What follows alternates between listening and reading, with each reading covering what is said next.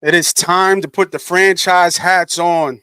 We breaking down all AFC West moves, rumors, draft picks, and bets. Let's go. It's Money Pot.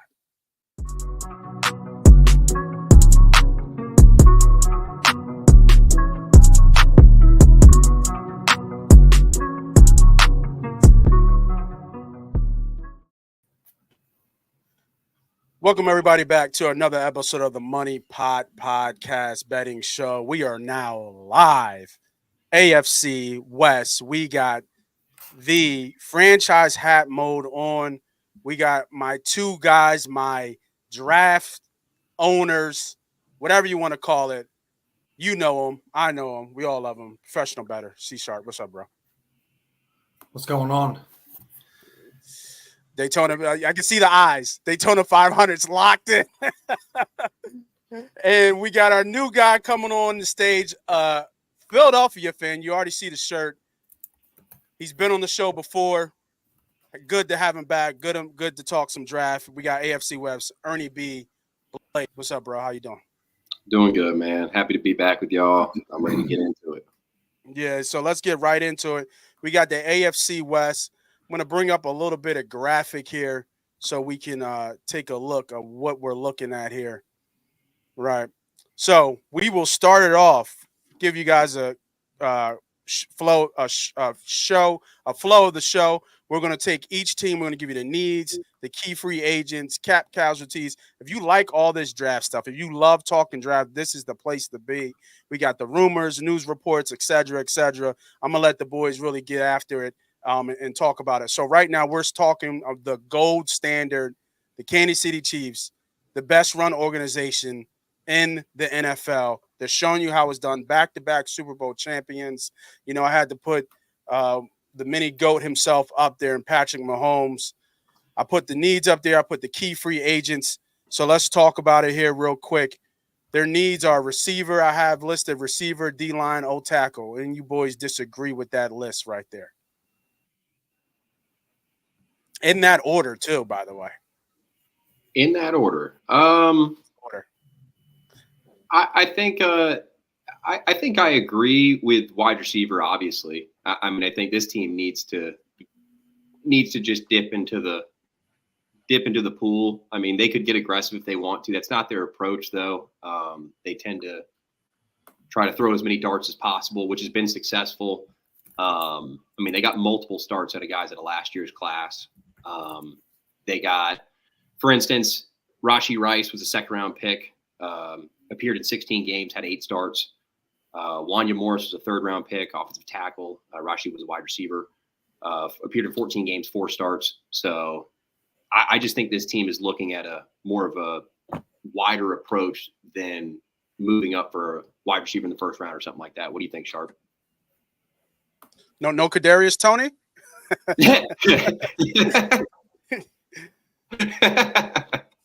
That's all I got to say about Tony. And it's crazy though. He's got skills though. It's not like he don't got skills. He's just a knucklehead. He doesn't have what the problem is. That's all it is for him. Yeah. But Sharp, we're looking at the needs. KC, what do you think here from a receiver standpoint? Is that obvious?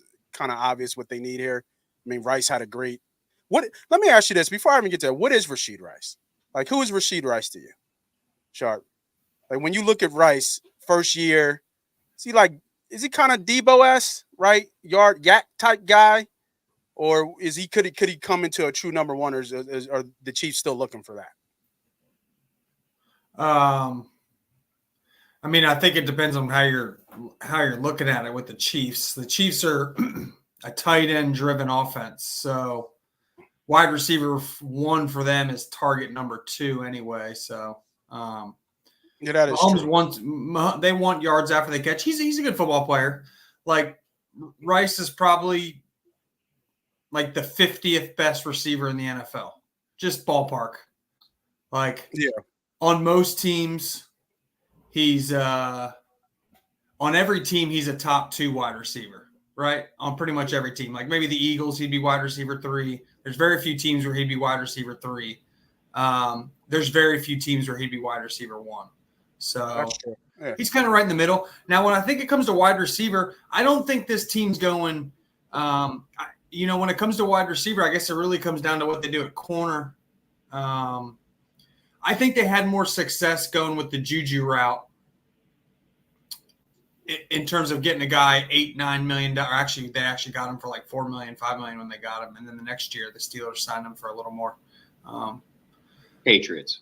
Why did I say Steelers? I could see them going the veteran market and go and letting Rice grow and not relying on a rookie. Like, I don't think Andy Reid and Patrick Mahomes would rely on Rashee Rice and a rookie. My question to you is Marquez Valdez-Scantling. You don't think he gets cut? Like from a cap? No.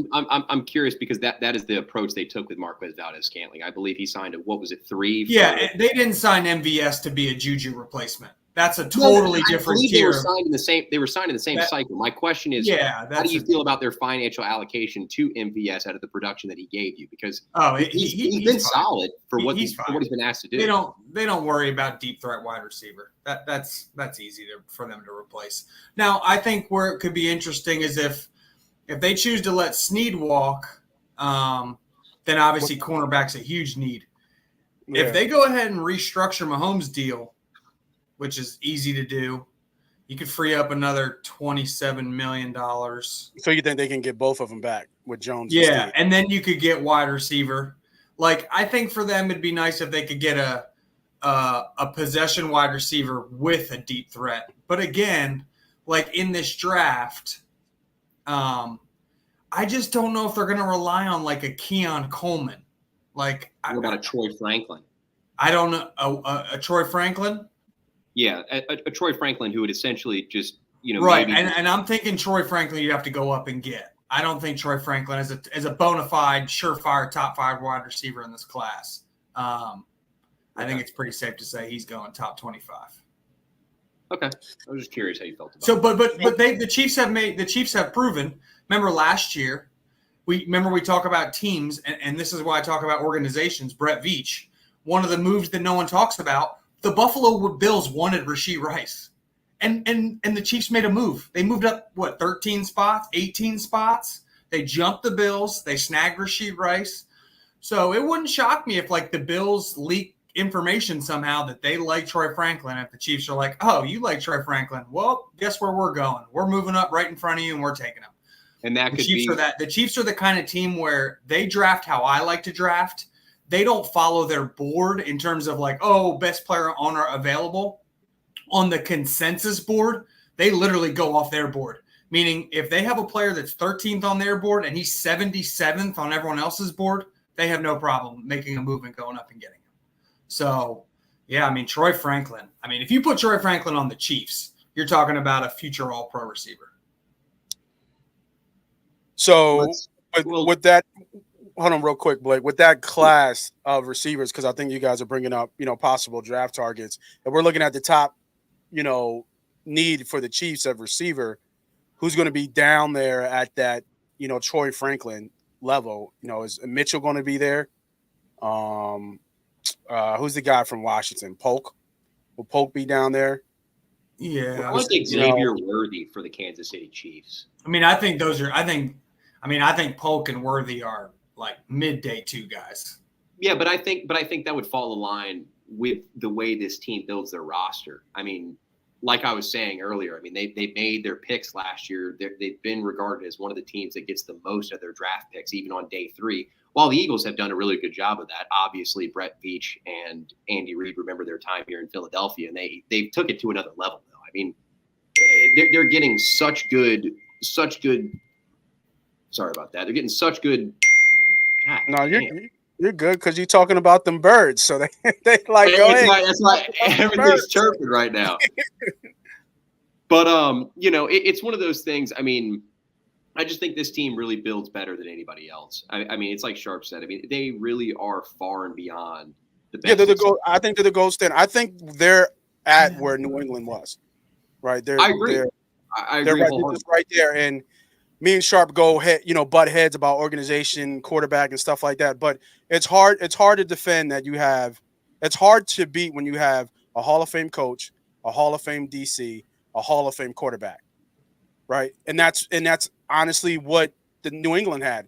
It's just that Belichick was both, right? He was a Hall of Fame DC and a Hall of Fame head coach, but they have the same formula, right? They were defensive run. I agree with that with Sharp. They were defensive run, and Pat understood that and started to switch how he played offensively just for them to win. He understood winning was the most important thing. I still think he could throw for 5,000 yards if he needed to, right? But he doesn't have to, and just the way that they're structured. We talked about the top 3 needs. We talked about key free agents. We talked about possible draft targets. Any other news, rumors, or anything you guys are hearing from your guys' connects about what the Chiefs are going to do in this offseason? I think Chris Jones and L'Jarius Sneed line up for the Chiefs week 1. In some way, shape, or form. Over multiple years? They get... Nah, I don't think they're playing that game contractually. I think they're worried about just year to year, and they're just going to make it happen. That's why I think Sneed wants to get paid. That's me. I mean, Jones wants. L'Jarius Sneed is not signing a 1-year deal. I mean, I think. No, I'm not talking about that. But they can tag him, and he'd be extremely unhappy. And they're in a cap situation where they would need to defer payments. So yeah, if they were to retain Chris Jones, from people I've talked to, you'd be looking at 3 years, you all right over there? I was like, you blowing up? I can't figure out how to turn this damn ringer off. I have no idea how to do it. All right, you good? 3 years, $93 million for Jones. For Chris Jones. Yeah. Jesus. Show me the money. 3 years, $93 million, and then L'Jarius Sneed, you'd be looking at 5 years, $110 million. Who gives Sneed that money? Huh? If Sneed walks, who gives him that money?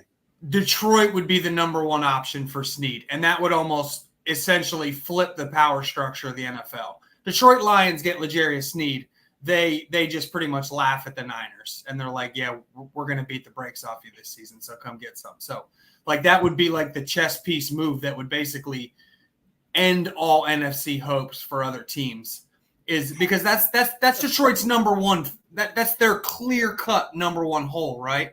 And so if you take a top 5 corner in his prime, and Detroit's got the money to do that. Detroit can't sign Jones. I was looking into it. They really can't afford a $33 million free agent. They could afford a $22 million free agent if they were willing to backload Goff. So, which is I think they're going to do. I think Goff's their quarterback for the next 4 to 5. Goff's what? I was going to say, does Goff have 1 more year? But they could pull money from him and just dummy. Like, how you would do that is you would extend Goff. You would pretty much put his next year at the vet minimum. And then you would be all in on Jared Goff. You would give him a bunch of cash up front, and you'd basically lock in Goff as your quarterback for the next 4 years, which I think they're prepared to do. Like, they don't want to – they're not going to do better than Jared Goff in that system. Ben Johnson came back to be with Jared Goff. Fact. So, I think that's the move. Like, if you're the Detroit Lions – you pretty much have to overpay to get Sneed away from the Chiefs. So you'd have to go to $22 million and make him pretty much the highest paid corner in the league. So if Sneed walks, because free agent is before, does the cornerback become the number 1 need for the Kansas City Chiefs? Yes. Maybe. McDuffie's McDuffie now.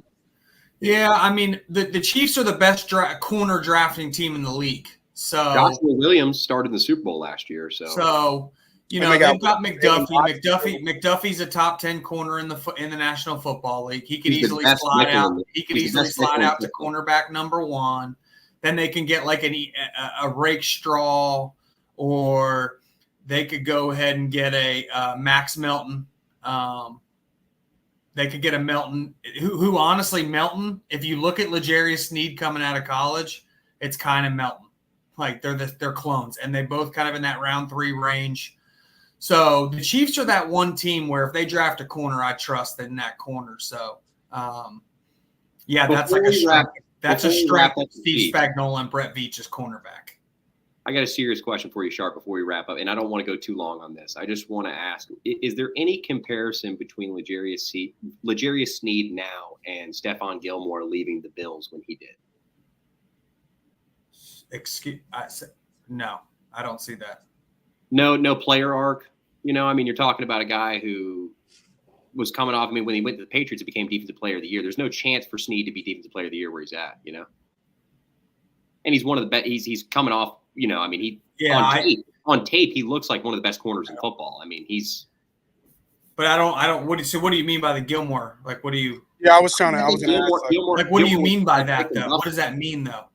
Gilmore was a high pick in Buffalo, but he really didn't become like we know who L'Jarius Sneed is, but Stephon Gilmore really elevated his name and his likeness when he went to New England and then became Defensive Player of the Year. His performance was, continued to improve year after year, but it wasn't like he was that much better. You know what I mean? Like, I think Sneed goes. I think the Chiefs give him the best platform to be the biggest star he can be. So I don't think him leaving the Chiefs would be good for him as an individual. I don't see that now. That's what I was curious about. All right. So we just went through KC. Let's see on the next on the list. I forget what slide I did. Let's see who's next on the list here. Oh. Yeah. Chargers. All right. So we're talking LA Chargers. They got their man. Jim Harbaugh is now, obviously, we all know, the head coach of the Chargers. And I went back and I actually kind of did my own research and looked at this team. And I didn't know, like, how old this roster is. And then how much they missed on their draft picks. Obviously, Quentin Johnson from last year. And then their offensive production has been terrible. Eckler, let me see if I go back to some of my notes. But Eckler, in every statistical, numeric stat, he's going down in. Everett wasn't good at all either.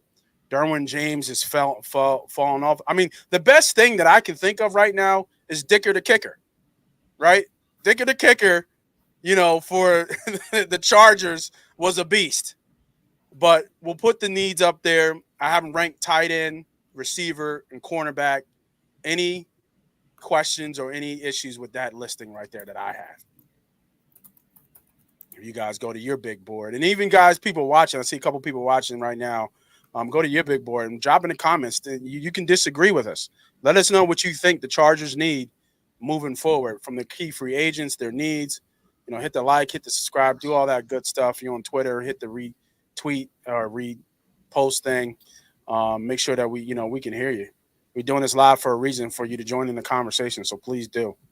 But needs, I know you got Sharp. You got to help me out with the their cap situation. I didn't look into that just yet, but I just felt like this roster has really, really underperformed. Do we think Khalil Mack's going to have that again next year? Right? He had his big six sack game. He's still a game wrecker somewhat, but is he going to do that again? I'm not sure. Thule, who they drafted, their other defensive end, had a decent year. I think they had a safety, I think, who had a shine, and Gilman, who shined as well. But outside of that, when you look at this roster, they've really underperformed. So they got a lot of holes to fix and fill. And Harbaugh is one of the guys to get it, bring some toughness to that team. But right now I have it tight end, receiver, and corner as their top needs. Let me know what you guys think. I'll start with you, Sharp. Is that accurate, or would you counter with something else? I actually am completely opposite. I do think corner's a pretty big need. They definitely need a second corner opposite Asante Samuel Jr. However, I would say there's some pressing needs. So Corey Linsley retired, right? Their center, their starting center of the last 4 seasons. He just retired. Okay. So I would say that's need number one.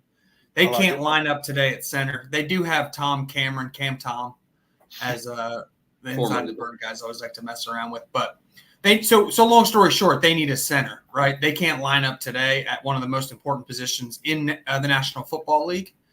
So, yeah, I mean, they need to go out and get center, right? Whether they go make a move and steal the center from the Raiders starting center is probably going to hit free agency, and that would be a very big move for the Chargers to steal a starting caliber center, above average center from a division rival. There's a couple really good centers in this draft. They could go that route and they could replace Corey Linsley that way, but I would definitely put center as my number one need. And actually for me, their second need is defensive tackle. They can't stop the run. And if you can't stop the run in the National Football League, it all starts there. And I can assure you, Jim Harbaugh and Jesse Minter will puke when they look at the defensive tackle play on tape. You're talking about Austin Johnson, right? I'm just talking about their entire defensive tackle collection. They that don't whole have a D-line. Get rid of it. Well, no, their whole D-line's okay, but so they need a nose tackle. I'm looking at pick 37. Pick 37 for them. Like this, there's no player in the draft that needs to land on a team more than Texas nose tackle T'Vondre Sweat, pick number 37, LA Chargers. Like, I can almost tell you right now that's almost going to happen. Like, there's guys that I've talked to around the league that have kind of told me it's going to happen. So, I mean, if the cat's out of the bag, but you can almost pencil T'Vondre Sweat in at pick 37. That's going to happen. Jim Harbaugh wants that dude badly at nose tackle. And then they're going to move Nick Ward. Let me cut in there real short. If you guys are watching from a betting perspective, make sure you write that down, right? Yeah. Because we do bet on the draft as well. So make sure you write that down. My bad, Sharp. Go ahead. And T'Vondre Sweat, the reason he won't go round one is honestly a lot to do with a guy that Eagles know is Jordan Davis, right? He was drafted really high, 340 pounds, all these athletic traits, but at the end of the day, he's a two-down player, right? He doesn't have the pass rush skills to be a three-down defensive tackle. Well, that's the same with T'Vondre Sweat. This dude's going to come in on first and second down. He's not going to win in the gap. He's going to beat a person and move a person. That's what he does. That's exactly what the Chargers need. The Chargers lack a nose tackle that wins at the point of attack. It's just who they need in the draft, and it's who they're going to take at 37. I like it. Blake, EB, anything to dispute that? I'm not gonna dispute. I agree with it. I think that I could probably. I know Harbaugh wouldn't do it, but I'm just saying. For first of all, who I'm drafting. I'm going to start off with defensive tackle is my thing. First of all, get this out of the way. Tuli Pelotu. God damn this mother! I swear it is just unreal right now. All right, so Tuli Pelotu, brother of Marlon Tuli Pelotu of the Philadelphia Eagles, had an outstanding showing playing for the Philadelphia Eagles. I mean, for the Los Angeles Chargers. We have nothing but positive things to say about him, and I would say that Otito Ogbonya, I believe is the way you say, is about the only competent interior defensive lineman they have on roster at the moment. Interior defensive line. Just because T'Vondre Sweat is, I agree with you, Sharp, that he's going to be there. In the first round, they're picking so high, they're going to go different. Do you think, as far as receiver goes in this spot, Sharp, I'm curious what you think, because I see corner too. I see outside cornerback, I see interior defensive line, and I see interior offensive line. What are you saying, at pick 5? That's what I'm talking. I mean, they. Yeah. Oh, at pick 5, they're taking Joe Alt or Brock Bowers. Those will be their two options. They won't look outside of either one of those two players. Well, what's the two, Bowers and who? Joe Alt. Yeah. The number one. He's the number one offensive lineman in the class. There's a big gap between him and everyone else, and Harbaugh's obsessed with tackles. So if you tell me you got Rashawn Slater and Joe Alt for the next 10 years, Harbaugh, that'll be all about Harbaugh. So you can put Joe Alt and Brock Bowers. One of those two players are going to be an LA Charger. For our betting people. And then, like you said, let's double down on the T'Vondre Sweat thing in the second round. Correct. And now, again, they could trade back. I do think the Chargers smartest, in my opinion. I think the Chargers are a prime team to trade back. Like, I would be calling the Jets, because the Jets are going to be desperate, right? They need this Aaron Rodgers thing to go right. Well, they need Joe Alt. So you just call the Jets and you say, hey, we're willing to move back to 10, but we're going to fleece you for that 5 spots. We're going to go ahead and take your third round this year and your second round next year. How's that sound? And then you go ahead and you get an extra third. And with that extra third, now you're looking at like a Blake Corum. So these are all the moves that I think Harbaugh is going to make. Expect him to add several key Big Ten players, Midwest players. Those are the kind of guys he likes. and expect him to be adding 2 to 3 Michigan players, whether it's a Blake Corum, a Mikey Sandersill, a Zach Zintner. Those are going to be players he's going after. He will be drafting Michigan players.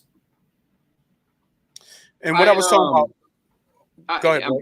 Let me just go ahead real quick, Nate. And I want to talk about one thing. I mean, especially with the draft. I mean, clarify my situation would be interior defensive line, number 1, outside cornerback, number 2, and I'm going to say pass catcher. It could be tight end. It could be receiver. That's kind of why I'm touching on the Brock Bowers thing. If we want to transition here into free agency, can we just touch on the drop-off of Austin Eckler? Was it usage sharp? You know what did you see on tape personally? Was it his usage? Was it just legs? What do you think? Eckler? Yeah. Oh, his career ran its course. Small running backs only get so many amount of years, and he had his 4 years of run, and it's over. Bye. Yeah, tread on the tires is low. Yeah, he's a nice backup now. He's a nice change of pace. Just like DeAndre Sweat will be in a year. He'll be a nice little backup, change of pace. And in the running back, here's how it works in the National Football League. If you're not a special running back, you have a 4-year career. Like that's the National Football League. I agree. Like even when we talk about, I don't know if you would consider Westbrook special, but when you look at his numbers, he only had 3 or 4 year run he was special. But he only had 3 or 4 years when he was special. Right. Yeah. Dude, again, undersized. He's not. He's not a Hall of Famer. No, he's not. Right. He's not at all. Yeah. That's what I'm saying. When I say do you special, consider him special? When I say special, I mean like Hall of Famer. Okay, yeah, that's what I thought. Okay, yeah, that's this. Like a LaDainian Tomlinson, a Derrick Henry's going to have a 7-year run of being dominant, like those level backs. Yeah, for sure. Is McCaffrey a Hall of Famer? I think so. Yeah. Christian McCaffrey? That's what I just wanted to hear. I wanted to hear it. I'm sorry, Philadelphia fans. I'm sorry. I'm sorry. I had to hear it. Yeah, Derrick Henry and Christian McCaffrey have separated themselves as hands down the 2 best running backs of this era after Adrian Peterson. Real quick, Chris Johnson, yes or no? As a Hall of Famer? No. No chance. No chance. No. DJ 2K, man. So I went back to some of my notes, and I was correct. So let's get even more deeper into the weeds with what Harbaugh has to do here. Right now, the Chargers are $42 million over the cap. Yep. Oh yeah. Right. So they can get $30 million positive if they cut Mack, Bosa, Mike Williams, Kendricks, and who else did I write down? Who was the other guy? I forget who the other guy was. But the biggest cap casualty here is Mike Williams. Do you think they let go of Mike Williams? Like they got some aging vets. Bosa's been hurt. Right. So what's the big domino that happens here for the LA Chargers? Blake, I'll go to you. If anything, it's Khalil Mack. I mean, and that's like I don't know, man. I mean, Sharp, I'm curious to see what you think about this because I mean Harbaugh coming in, I mean, you got the Big Ten on lock. I'm a mere ACC guy. So, I mean, what do you think as far as like, would he push out some of these old guys or is he going to try to stay relevant as far as, walking in the door? Because I mean, Mac helps you stay relevant as far as it goes. I mean, and what does a Herbert restructure give us? Oh, you could, that's where they'll get most of their money. They're going to redo Justin Herbert's deal. And just didn't he just sign it? He just signed it, right? It was this year. Yeah, but they'll redo it again. Yeah, they'll prorate his bonus, Nate, and they'll give him a bunch of money up front. It's simple NFL. What they'll do is they'll take his base. I mean, I can look it up. They'll take his base salary for either this year or the next 2 years. They'll roll it into a signing bonus. They'll kick on a dummy year or two, and then they'll lower his at an exorbitant rate of salary, by the way, which will never be paid. Just so people know his contract. I mean, none of that matters. It's the same thing Mahomes does. I mean, Mahomes' deal's been restructured 4 times. Like. He just signed it 3 years ago. It's been restructured 4 times. It's about to get restructured again if they want Chris Jones and Josh Allen. Same thing. So basically, what you do with quarterback contracts now is they're basically 1-year deals, and every year you revisit it to kick the can down again. Does that make sense? Like basically how the quarterbacks now work for the good ones is I give the quarterback $45 million cash and a signing bonus. I then get to spread that $45 million out over the next 3 years of my cap. Every 3 years, I keep doing that. That makes sense? So the quarterback's happy to do it because every single time you come to him, he's getting a signing bonus. Yeah, he gets that money that day. So like $45 million. Like, hey, man, we need $45 million from the cap. What does that mean? You're getting $45 million cash. No quarterback says no to that. So like, and being an elite quarterback is great because like the team needs, they not only want to pay you the cash, but they have to pay you the cash in order to release future cap space. And that's like what GMs do. No GM in this league does pay as you go with quarterbacks, meaning my quarterback makes $42 million in cash. His cap hits $42 million. That's just simply not the business mechanics of how the NFL works. There's just no team that does that. I like him. Before we move on to the next surprise team in the AFC West, any other rumors, news, anything you guys want to add to what we're seeing from the Chargers? I got one.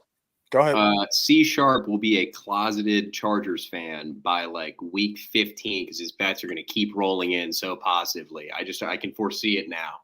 It's just going to be nothing but positive things going for the Chargers. And I don't know. I don't know how I feel about that. They might be a little overvalued with Jim being there. We'll see. I'll see what their market looks like. I don't know, man. We've been talking. I know you. I told you. I'm already. It's like the Lions season. I'll be all aboard the Lions train. Yeah, I'm not a Herbert fan, so we'll see. All right, let's see what's up on the next on the docket. If you guys are still with us, still watching, make sure you hit that like, subscribe, all that good stuff. Halfway through, I think we're doing a good time, about 15 minutes on each team. Let's see who we got next. Oh, look at that. Look at that picture. You'll never see that shit again. The Denver Broncos. Man. It hasn't been cut yet, but it's almost a guarantee that they will navigate this, and Russell Wilson will not be in the Denver Broncos uniform next year. They got a nice little core, though. I think the big surprise here and their key free agent was Cushenberry. Looked it up. He was a hell of a center for them. And then the other one was Jewell. But the biggest talk of this team, obviously, is what's happening with the quarterback situation and the contract situation with Russell and how they're going to hell and navigate it. I'm not sure if they can. I think it's just going to be contract and cap hell for them. But it is what it is with them at this point. So they need a quarterback. Sharp, what do you think? Who's going to be the quarterback of the Denver Broncos next year? I mean, that's a good way to answer it. Jarrett Stidham. Because it ain't going to be Russ.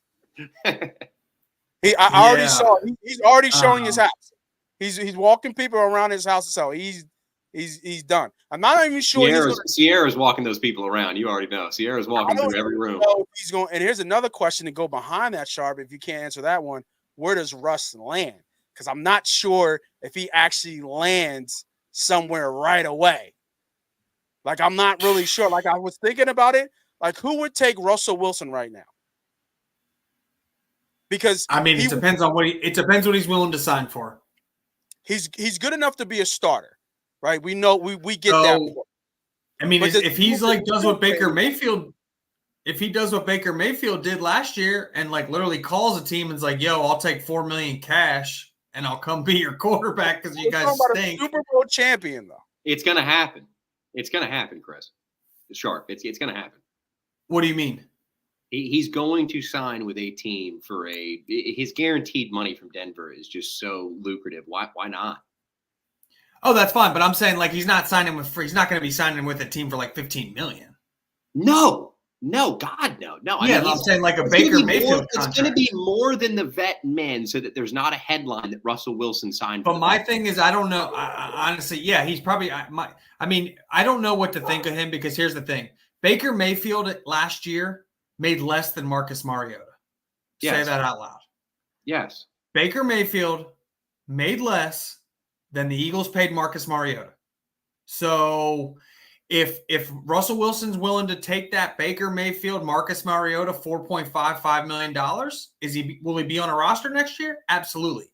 If he pulls Carson Wentz, hey man, I need $20 million, I'm still a starter, and I want some say in the offense, he'll be like Bill Belichick, and the league will put him out to pasture. So just to give people some background on this contract, it's supposed to be signed in 2028. For this year, for 2024, his base salary is $17 million. Signing is $10. He has an option for eight and a half, pretty much. But the cap hit is $35 million. But the dead money is $85 million. That's why I don't know if they can do it this year, to be honest. They can, but they have to. They're gonna eat the salary. And I don't know how Sean Payton's going to feel about that, but they're going to have to eat a majority portion of the salary this year. I see a trade, man. I see a trade. Some team does some sort of. They don't take on his contract. There's precedence. There's precedence in the NFL where like if the Broncos were willing to do this, they could save some dead cap money, and the Broncos could essentially go to a team that's short on draft picks, a team that has extra draft picks and needs to get off like a spending floor. And basically, if you're the Broncos, you say, we want to buy a draft pick from you. We're going to pay $32 million of Russell Wilson's contract, but we want your second round pick. Meaning like you're sending Wilson with cash for a draft pick, and you're just out and out buying the player. And then that team that gets them doesn't have that cap hit. It happened with Brock Osweiler. That's a perfect example would be Brock Osweiler. I think would be a massive. So is that Brock going to Denver or leaving Denver? That was him going to Houston, I believe. Yeah, Denver had to send cash with Brock to Houston because Houston paid him. Yeah, Houston took on the. And this was the biggest thing that I feel about the situation. I'm not trying to interject, and I'm sorry to interrupt, but no, go ahead. Russ is one of these guys where I want to know how Mike Tomlin feels about Russell Wilson. Okay, I want to know how Gerard Mayo feels about Russell Wilson. Just as far as some teams that are just floating around, are they trying to stay relevant based on franchise history? Okay, or are they really willing to step back and just say, you know what? It's time to finally throw the cards in and let's rebuild this thing. If you had to ask Pittsburgh fans, would you rather have, this is just all hypothetical. I don't know anything. This is just making this up. But you're talking about Mason Rudolph, Kenny Pickett, or Russell Wilson. I know who Mike Tomlin would rather have, and that'd be Russell Wilson. 9 times out of 10. So but I think they're wanting to go get Fields. I think they do. I think they do based on ownership. I think the ownership wants them to move off and keep going. Let's stop chasing Big Ben. Let's keep going. You know what I mean? Kenny Pickett was what he was. He was just there, But Russ, man, I mean, this guy could come in, and I'm not the biggest Russell Wilson fan, but I really think that a team has an opportunity here to come in at an opportune. If Denver's willing to do like we talked about, where they're going to take over this big portion of the money. If I'm a team kind of in purgatory, I don't see why not swing for it. I mean, if Denver's willing to abide by taking over most of the money.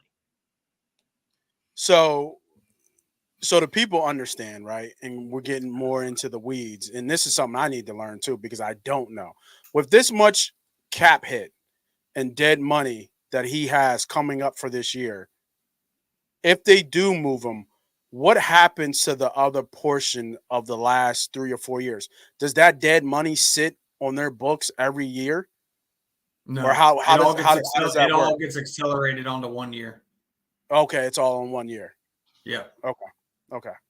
So that makes the only way you can split it up twice is if you do it with a post June 1 designation, and then it chops it up onto 2 caps.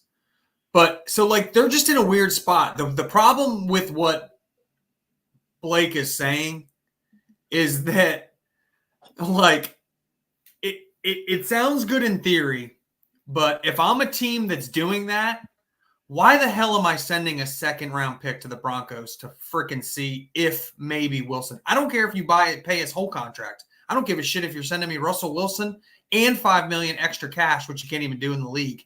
It's not even legal to just send cash like that in the bylaws. But like, I don't want to send a second round pick. And then if you're Denver, you're like, I'm going to send $30 million with Wilson for a fourth. I'm not doing that. I'll just keep Wilson for one more year. And then I'll just, when the dead money comes way down, then we'll revisit this conversation.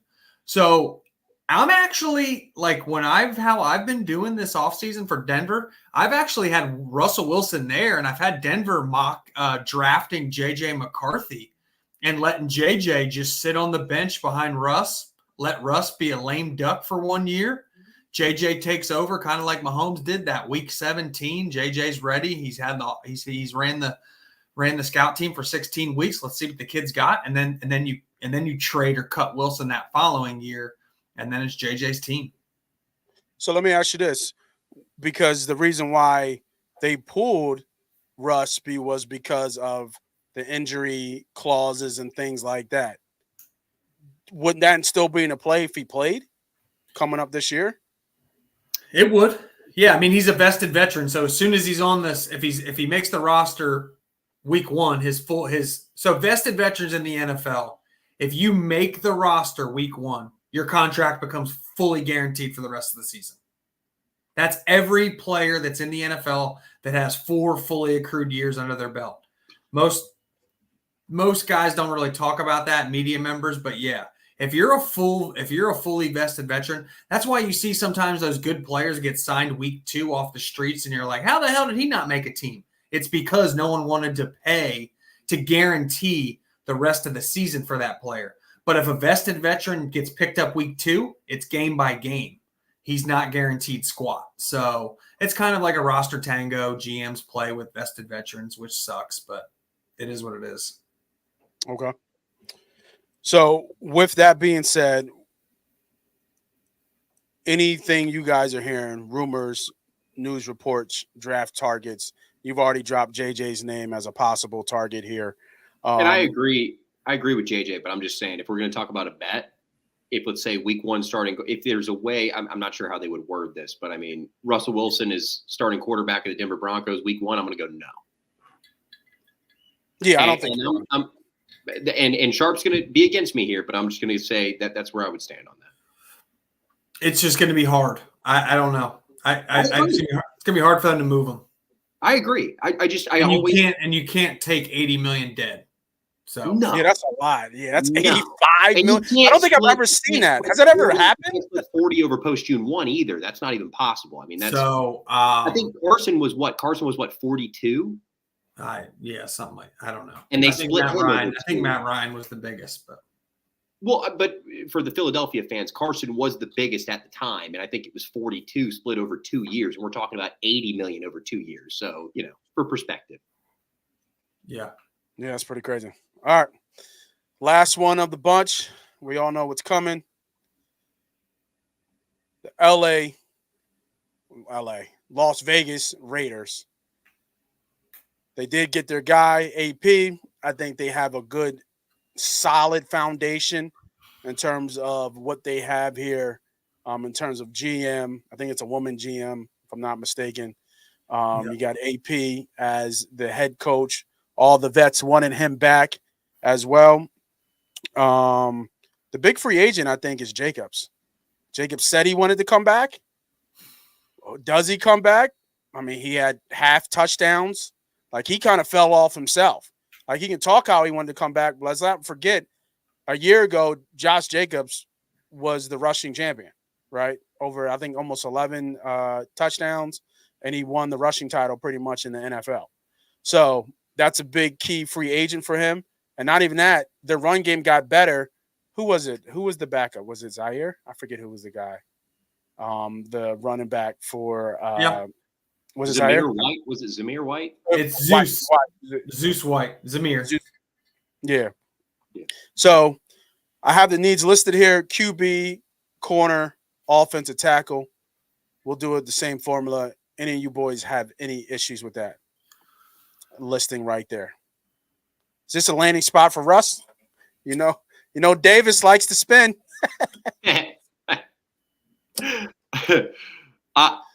Sharp, go first on this one. I want to hear what you have to say.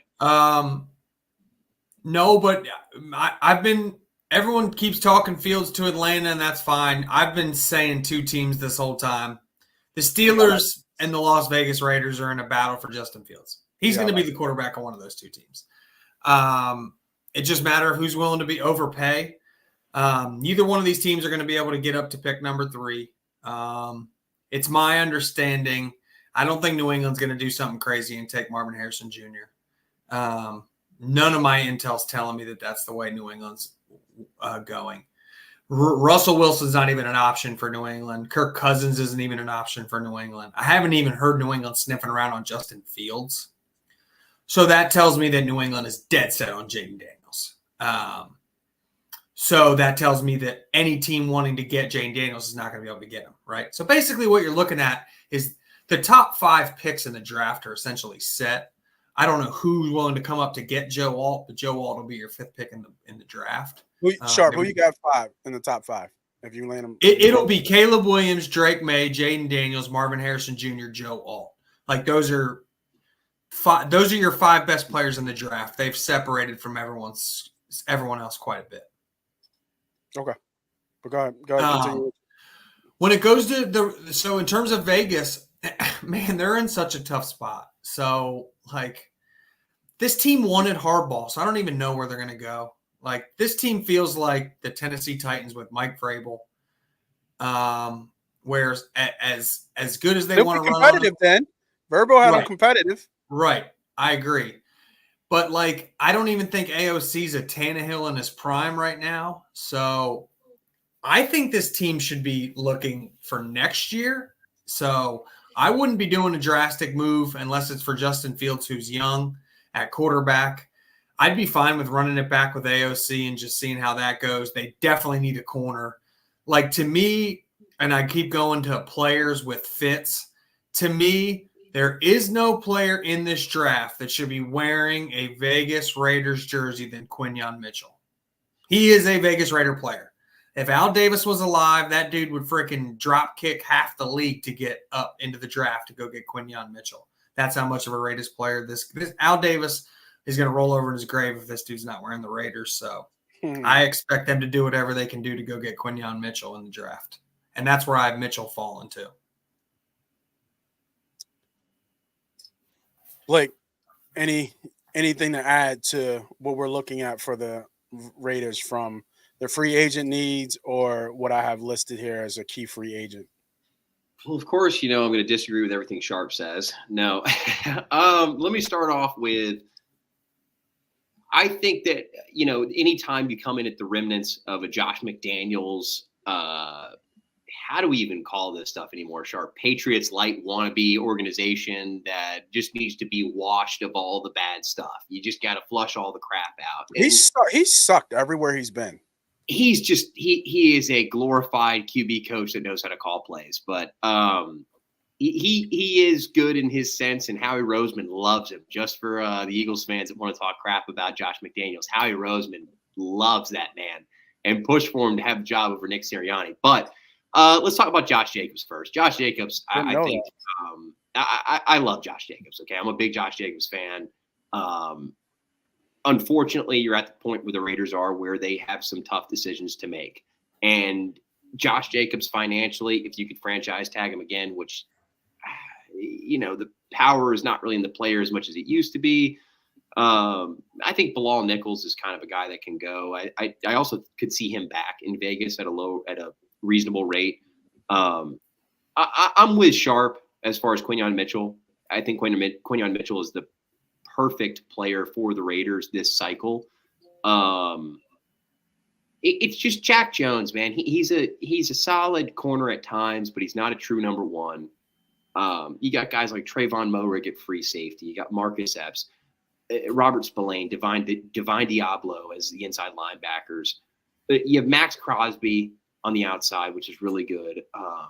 They drafted Tyree Wilson really high, and I know Sharp wasn't happy with his tape early. I don't know how you felt about him towards the end there, but I just don't think Tyree ever really came to what the Raiders wanted out of him. And then at receiver, I see Devontae Adams, and I see I see a bona fide veteran receiver on a big contract on a team kind of in that purgatory realm. And then you look at a guy like Hunter Renfrow, who was paid, and Jacoby Myers, who are kind of identical players, right? Their role is the same. And then you look at a kid like Trey Tucker, who found a role through the offense. Just kind of, I just feel like this team has so many layers of the onion that just need to be folded back to really figure out their true identity. And I think AP is the guy for the job. I just think that right now Sharp is right. They need to roll with AOC. They need to go get a foundational piece, a guy like an outside cornerback in Quinyon Mitchell. And I think that's where this team could really start moving forward and start setting the ground. And they could still bring back Josh Jacobs and try to stay in relevancy, and be more of a retool than a rebuild. Yeah, and I agree with some of you guys, but I just disagree on AP's time. I think. I think they should. I think they need to go get Fields. I'm saying if they can't get Fields, I wouldn't do something drastic in the draft. Oh yeah, I agree with that. Yeah, I'm saying if you can't get Fields, you stick with AOC. They're not a team to be. Yes, you can't take a JJ McCarthy, a Bo Nix, or a Michael Penix and hand them to this team and say save us. They cannot handle that kind of chaos. You will break.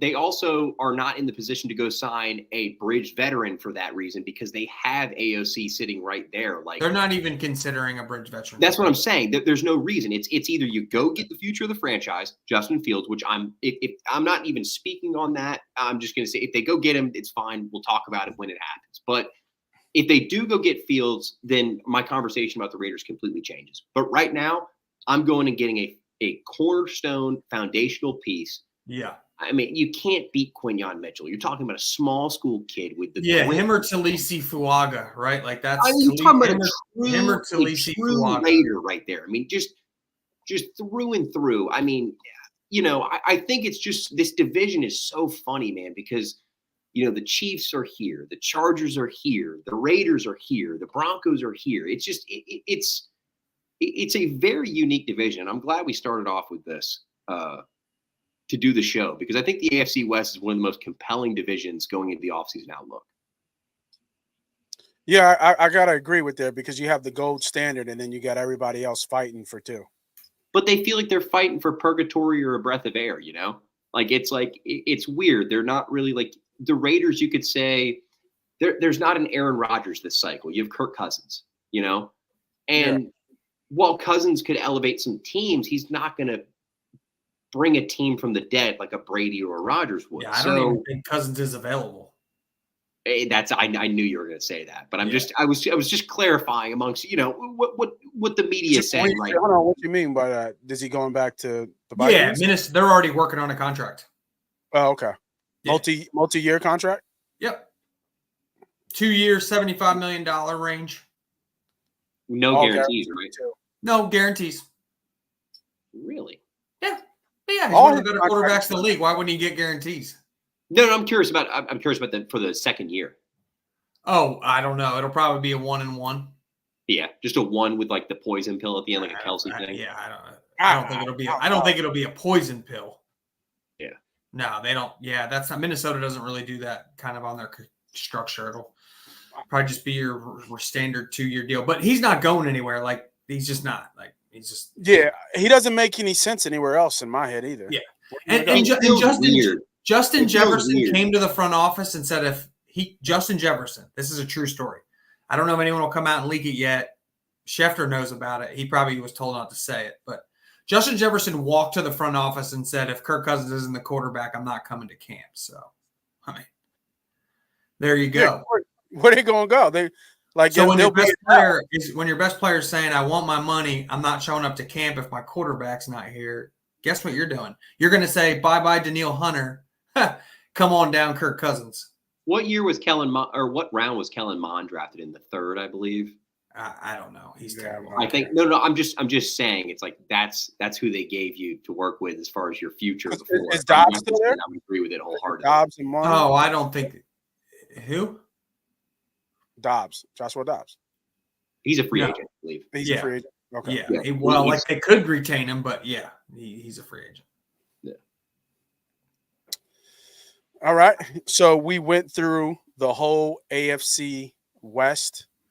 Hope you guys all like the chatter in terms of getting into the weeds of putting the franchise hats on, getting into the draft, getting into contract talk, getting into free agents and cap casualties.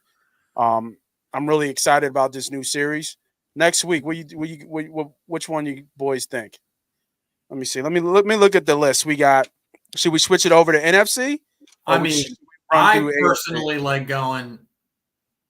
Do you want to do conference? If we're starting off with the class of the league and Mahomes and the Chiefs, I think the second best chance to always take him down is Josh Allen. So like I would like to kind of go AFC. Let's talk the Bills and what AFC they can do. East, baby. AFC East, baby. Because like I think the big takeaway after hearing us talk on this show is just like the dysfunction of the AFC West compared to the Chiefs, right? And like when you think of the Brady Belichick legacy, you think of how bad the other three teams were for years. They just couldn't figure it out, right? And they'd have a little blip here and there. And now you're looking at the AFC West now, and it's like Harbaugh come, but they're in cap hell, and it's going to take them a couple years to get it going. And then you have AP, and he doesn't even have a quarterback. And who is AP? And their roster's getting old. And then you have Denver, who has the worst contract with no quarterback. And it's just like, oh, so you mean to tell me Mahomes and Reed are going to win the division for the next 2 to 3 years in a row again? Okay, good. So everyone that'll be like, oh, Andy Reid, Mahomes will get old. Yep, they're going to win 12 to 13 games, and they're going to win the division again, folks. That's just how it goes. I hate it for you guys, but that's just how she wrote. But it's just the dysfunction, right? Like just look around, and it's the dysfunction around Mahomes and Reed is pretty alarming, right? I'm down for AFC East because I think there's a lot of compelling pictures there. I think we have Miami, who is kind of trying to stay right there in that competition. Miami is in cap hell, so they're a great team to talk about as being in cap hell. They are in the arms race, and they will. They're not going to be after this season, unfortunately. Miami's will try. Step back. They will try. Well, they don't. Their problem is they have too many veterans to sign and not enough money to do it. Hey, Nate, you realize that me and him will go back and forth for hours on this. Like it is just it will be a war. I'm telling you, we should do like a what is that thing called where they what does WIP do? Like a morning show every day? Like, oh, I can't. I don't want to be WIP. No, I'm not talking about that. I'm just saying the amount of times me and you can go back and forth about some stuff. We'll drive it to the wall, man. Who won NASCAR? That's why I'm here. William Byron. Oh, okay. William Byron. He's pulled 18th. Yeah. That's why. But that's why I'm here to keep us steady, keep us straight and narrow. And I want to leave you guys who's still watching, still with us, and I appreciate everybody who's watching us on this new series of the show as we break this stuff down. I want to ask you boys one thing as we look into the AFC East. You guys already said AFC West dysfunctional. Give me a word to describe the AFC East. We got Buffalo, Miami, New England, and the Jets.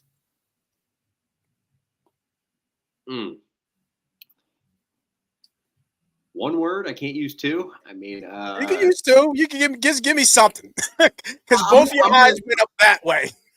I'm gonna say. I'm gonna say it's a very man. It's a tall mountain for teams that aren't Buffalo right now. It's New England's real low. Miami right there, you know, Sharp already said they're going to try to regain or not try to sustain relevance. And then the Jets have Aaron Rodgers, and they're just going to, you know, the Jets. So that's kind of how I feel about that. I'll give you one. I think it's going to be more competitive than we might think. I think it'll be a little bit more competitive than we might think. I think the Jets, because of that defense, right? That defense is just going to be tough. Right, and we'll see what Rodgers is, but with him with that defense is going to be tough. We already know what Buffalo is, right? Miami's either going to be shit or good again, and we already know what New England is at this point. New England's irrelevant this year. We don't have. Yeah, to they're irrelevant. They're just there. The name is just there. Yeah, they're post-Bill era. It's a three-headed race. It's going to be a three-headed race. Buffalo should take it. They've won the division 3 or 4 times in a row? 5 years in a row, I think. 5 or 6. 5? Is it more? Yeah, they're on the same run as Kansas City right now. Yeah, they're on a serious tear. Yeah, my one word for the AFC East is actually enigma. It's a very enigmatic. It's an enigmatic division, right? You've got New England without Belichick, first time in as long as I've been following football, basically as like an adult. So no idea what to expect there. And I can tell you right now, you've got Josh Allen and the Bills, who half to half look like they're the best team in football, and then maybe a team that doesn't deserve to make the playoffs. In general, they're just so helter-skelter as a team. And then you got the Jets, who run last year to get to the playoffs. Yeah, like the Bills can beat anyone and they can lose to anyone. They're the one team in the league that I legit could lose to any team in the league and then beat any team in the league. They're just that team that's no one wants to play them, but at the same time they lose to a lot of bad teams. So who knows? And then you, like I said, you got the Jets with Rodgers, who they're going to be the most desperate team in the NFL. Their coach is on the hot seat. Their quarterback is on the hot seat. Their owner is a degenerate. There was the word. The AFC East, desperate. Every team in that division is desperate. And then you got Miami. I like that, Nate. I like that. The Bills are desperate to win and to beat the Chiefs. Miami's desperate to make a name. New England's just desperate, period. Right? Yeah. And then, like you said, the Jets are going with Rodgers on his last leg. Rodgers and Robert Saleh. He might not make it through the season. But he might not make it. I like that. Desperate AFC East. I like it. So we'll end on that. Thank you, everybody, for joining, watching. Didn't get any comments this time around, but I know you guys were watching, so I appreciate it. We will see you next week. For Sharp, for EB, this is Moss Money. This is Money Pot. We will see y'all next week.